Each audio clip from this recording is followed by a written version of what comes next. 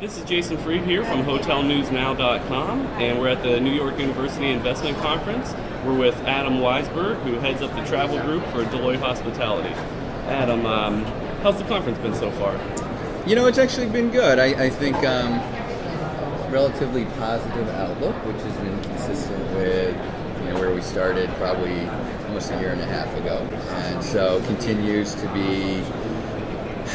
People seem to think the deal flow will continue, that the underlying RevPARs will continue to grow, U.S. outside U.S. I think the only kind of dark cloud out there is concern over everything going on in Europe, and whether that'll ever start to impact the U.S. But I think it looks pretty good. A lot of people here, obviously, and a lot of people talk about deals and so forth, so good conference. Yeah.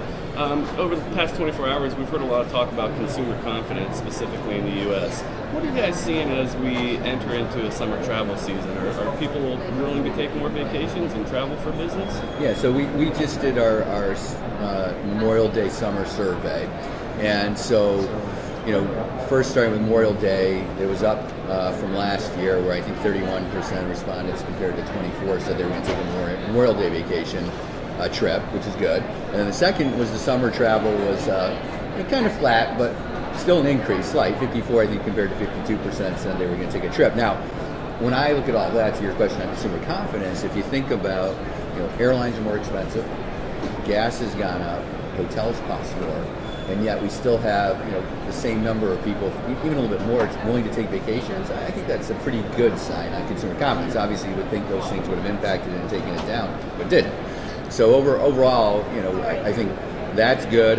Plus, if you look at some of the macro picture, which is housing prices are stabilizing in general. I mean, there's still some spots that are tough. Unemployment has come down, even though maybe not as much as people would like.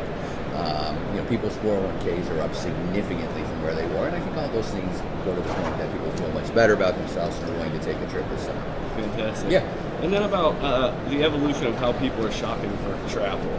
I think we're seeing a move from offline to online, maybe. Do you guys track that, and what are your thoughts around that? Yeah, I mean, clearly, and we don't track it as much anymore because it's kind of the point that it's become such the major way that people do their travel, and online is continued to grow, and now it's like, I think, becoming a question of more of the consolidators that are out there that go and find sites and grab information from other online sites, so it's kind of going to the next level.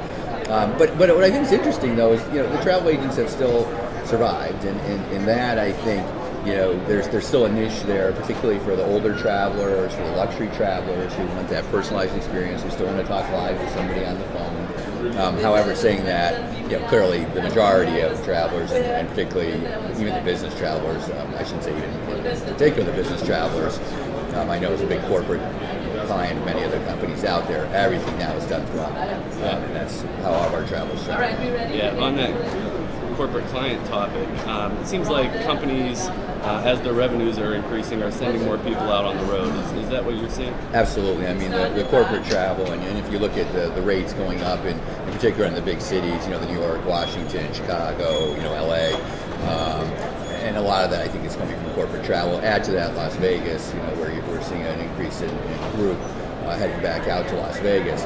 And I think that just goes back to the point, after 2009, summer 2009, where things were probably the worst, everyone cut back on their travel spend, and the truth is you have to have face-to-face meetings, and I think good news is American companies' profits are heading up again. Most American companies have more cash than they did a few years back, and so, with that, to increase your business, you got to send your people on the road.